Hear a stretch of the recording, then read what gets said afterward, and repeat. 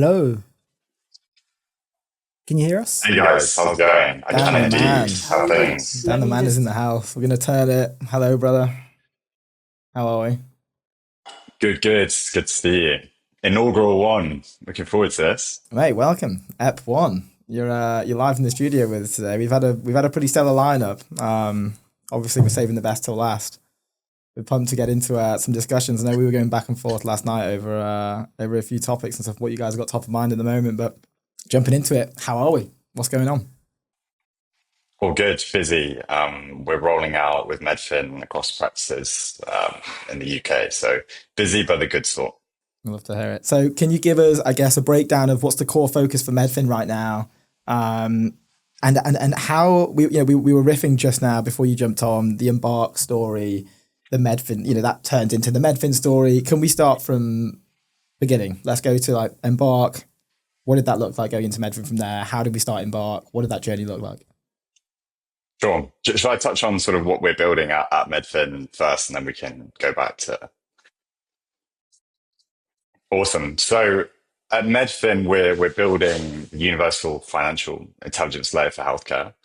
So the key problem really is that today healthcare spending is on a fundamentally unsustainable path, and providers like urgently need clear, actionable, and reliable data to understand how they can better allocate resources. But today, no one has this. So if you go into a hospital, for example, in the UK, and say, how much does it cost you on average to fix a broken leg? They wouldn't be able to give you an answer to that.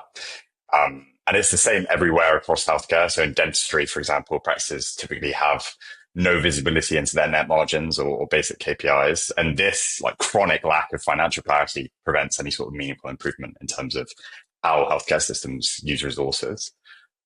The reason why this problem exists is that healthcare data or data within healthcare systems is fundamentally fragmented. If you've got clinical data locked up in the electronic health record or PMS, if you're in dentistry, you've got financial data living in a range of systems like Xero, QuickBooks, you've got transaction data in banks, and then you've also got invoices, which is like paper, email, fax, even sometimes. And so stitching all this stuff together is one, super complex, two, super cumbersome. And when you're doing it quite manually, it just leads to loads of mistakes and it's kind of like crap in, crap out in terms of the data. So providers have a big problem, and existing tools like FP&A and ERP tools, you can't use them in healthcare because of how specific healthcare's finances and needs are. So this is really where Medfin comes in as a platform. We are building that layer to bring in all these scattered data sources into a unified platform and automatically surface all these KPIs and all this data. No manual work required for healthcare providers, so that they get the information that they need. And here AI is like the big unlock, taking all this scattered data, processing it, structuring it. So we're using AI to do that. We're starting in dentistry, but the same problem exists, as I say, everywhere. And our goal is to become the essential financial infrastructure underpinning healthcare globally. So we can see some real positive change in our healthcare systems. Yeah. Wow. I mean, why, first question, why go straight into dentistry? And also, what is it like going into an industry with, I guess you're kind of starting from scratch in terms of prior knowledge or prior understanding, or what does that look like? For sure. It's difficult. I think we were chatting about this the other day, right? Like going from zero or close to zero in terms of connections is just harder. You don't have those people that you can tap on the shoulder and say, hey, do you mind just using this product and giving me feedback in a way that, like, if I was building something for startups, if we know so many people in the startup space, particularly through Embark, I could ring up 20, 30 people and say, hey, could you use my product and give me feedback in that space? And I was going from zero in healthcare and dentistry. Why dentistry? It's the most sort of entrepreneurial sector for healthcare in the UK. I think it's like where you can get stuff done quickly. I think it's also, there's great people in the dentistry sector.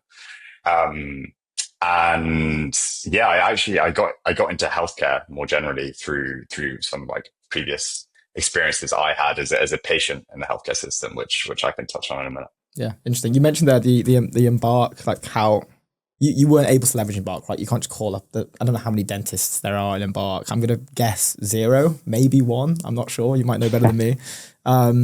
But it's interesting you say that, right? Because when I was at Convergence, I would use Embark. I would drop into Embark like, hey, does anyone want to be a design partner or just run through some of the B2C stuff we're doing? We need to test a product.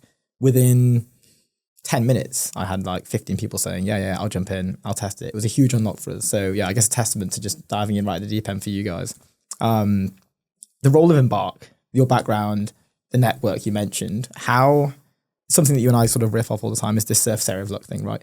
What did that journey look like for you? Like starting Embark, the journey through that, and then how did that play a part in what you're doing today? Cool. Yeah, big believer in the surface area of luck and the power of community also as an unlock in basically everything. Product testing, go to market. But yeah, we can talk a bit about that in a minute. In terms of how Embark started, like I was essentially solving my own pain point in some way. So I started my career in investment banking, thought that's what I wanted to do, make loads of money in banking, private equity. Got there and I was like, this is definitely not what I want to do for the rest of my life. But all the sort of work and networking, etc., that I'd done up to that point was geared towards that. So when I decided to make the jump into startups, I joined like a pre-seed, at the time was a pre-seed stage fintech called Connect as high number three. I had no one that I knew really, or it was like a list. I made a list. It was like 7 people long, and Embark was started off as just bringing people together so I could meet people in the space, and it just like really scaled from there. And I'm very blessed in many ways to have met so many fantastic people in the VC community and the startup community through that. Yeah, interesting. And then I guess this power of community led model. We discussed this a lot, right? VCs are bringing out their own communities, startups bringing out their own communities. That people are kind of realizing this forward facing, founder first sales, like this forward facing public sort of persona is one, free distribution that you're just owning yourself, but two, like a great feedback loop. Like, can you talk to us like Medfin community plans, if that's ever in the works in the future? Would that ever be a thing or? Yeah, for sure. For sure. I know a couple of people that are sort of pursuing what I would call like a community led go to market motion. So bringing people together if you serve a certain vertical or a certain persona with an organization, um, bringing those sort of people together. So maybe you're building a tool for sales engineers, like building a community for sales engineers. I think it's incredibly powerful. And I think, you know, as time goes on, like AI becomes more powerful and better. Actually, we crave more and more as humans that like genuine connection and authenticity. And you get that in the best communities. Like, I think that's something that I experienced firsthand at Embark. Like, it's not just a networking event where you come and there's like canapes and drinks and you wear like a name tag and it's super stuffy. You know, you meet people that become of great friends and they just happen to be people that you also do business with and can sort of bounce stuff off. Yeah. Taking a slight turn, we were talking about Lovable earlier. We were talking about Lovable, their like prospective raise of 1.5 billion valuation, 100 million raise. You and I were also talking about Lovable, and I mentioned a conversation that we had the other day. Like, how is that playing a role for you as like a non-technical founder? Your focus is like you're CEO of the business, right? You have Matt, co-founder, CTO. Lovable playing a part in your day to day? What is it? You mentioned that sometimes you'd ping Matt at 3 a.m. with a mock up on a dashboard saying, "Hey, dude, like, let's run this." Can you maybe just touch on that a little bit and just talk us through how that's like playing a part in your role as a founder and CEO at a pre-seed startup? For sure. I think Matt rues the day that Lovable was invented, because he gets late night slacks from me with Lovable products being like, what do you think of this? We could build it like this. I think the crucial unlock with a tool like Lovable, there's others out there like Replit, is that it allows someone like myself that is, you know, pretty much non-technical, but who holds the product vision in their head to like manifest that on the screen in a way that was difficult to do before. Obviously, you could do it with Figma, but you also had to be pretty good at Figma, right? Like, it wasn't, you had to spend time on it. And to be able to spin stuff up quickly when you're working through like product ideas, feature ideas, that's where I find it most useful. Now, we're obviously not using Lovable stuff in deployment, especially considering what we're building. We need it to be more robust than tools like that can build it today. But for the product iteration, like it's super valuable. Yeah. That's awesome. And then I guess what you're building today. I mean, state of play today. Where are we at? Where are we looking to be? What's the current state? What's the plan? For sure. I mean, end goal is obviously world domination, but before then, um, we've raised the 1.5 million pre-seeds back the end of last year. Thank you. More details to come on that over the next few months. We are rolling out in dentistry. So we're starting in dentistry. As I mentioned, we're rolling out in dental practices across the UK at the moment. We're in we're in or setting up in over 20 practices. And yeah, we're looking to multiply that number quite a lot by the end of the year. So yeah, watch this space. Insane. Can I ask, what's that go to market like? Like dentistry is it's kind of niche. It's not your classic like B2B sales. For sure. I think dentistry is similar in many ways to healthcare, and it's a huge market. It's like £10 billion a year in the UK, but it's in many ways it's also incredibly small. So everyone knows each other. So I would hop on a call with one prominent dentist that I'd reached out to, managed to get an intro to. And then the week after, I'd speak to someone else completely unrelated, and that person that I spoke to after would be like, "Oh, I heard you spoke to so and so. How was that conversation?" I'd be like, how do you know that? And it's really interconnected. They congregate in sort of like Facebook groups, um, conferences. Like it's very traditional in that sense. And so we're really employing what I call like a network-based go-to-market. The word of mouth in healthcare and dentistry specifically is so um, powerful. I think we have one clinic that we're working with that came through cold outbound. The rest was kind of like referrals or warm network, or someone introduced us to someone. So we're really putting emphasis on that. Speaking And of we're working out ways referrals, to hack that. speaking of referrals, we discussed a lot today about this. We had David. He went through the YC cohort, founder of Asteroid, on just before you, and we were talking about early stage hiring, how that looks like. He's kind of started off, it's very referral network based early on. Would love to get your thoughts on what that looks like. How are you approaching that?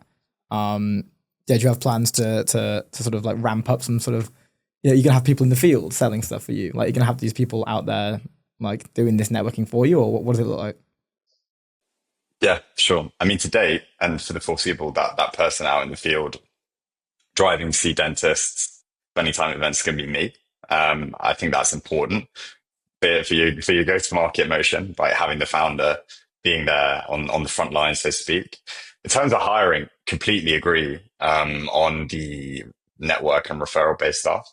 We can hire from network. We absolutely prefer to do that. I mean, the contract's out for founder associate today, and we got that through just posting on LinkedIn. No pay. We didn't pay anyone for anything. We don't use recruiters. And I think the power of hiring people like people or people like in your broader network is that you can talk to people about them. You can say, how do you find this guy? Personal life, work life. How is it like working with her at XYZ startup? And hearing it from people is just so much more powerful if you can reference people. I did 4 reference calls for the person we're hiring for the founder associate role. So I think it's super powerful. When you scale, it's harder, right? But the first 10 hires is so important in a startup's trajectory. It's worth doing like deep due diligence, and network allows you to do deeper due diligence than if they come through a recruiter. Yeah, I mean, we've had 3 early stage founders on today. Every single one has now said all of the hires in the early days come from your network. And it just goes to show the power of the communities like Embark, that if you want to get recruited into an early stage startup, you've got to be out there meeting people, making impressions, getting your brand out there. Yeah, absolutely. I mean, we're coming to the end of time. I guess one final question is, what's top of mind right now today for Medfin? Good question. I think it's now that we're bringing on quite a lot of practices. We're really looking at how we can structure properly our product function and bring in all this feedback from all the practices that we have using the platform. They're all saying slightly different things. They all want slightly different features, and really coming up with a systemized way to ingest that and reflect that in our product roadmap. That's something that we're doing a lot of thinking about, because I think early days you do it a bit more ad hoc, and we're now graduating onto that more structured approach. Awesome. Amazing. Well, look, that's time for the day, man. Thanks for dropping in. We need to get you back on as well. That sounds like there's another announcement coming in a few months. Maybe. Thanks for having me, guys. Appreciate it. Cheers, mate. Thank you. Yeah. Bye.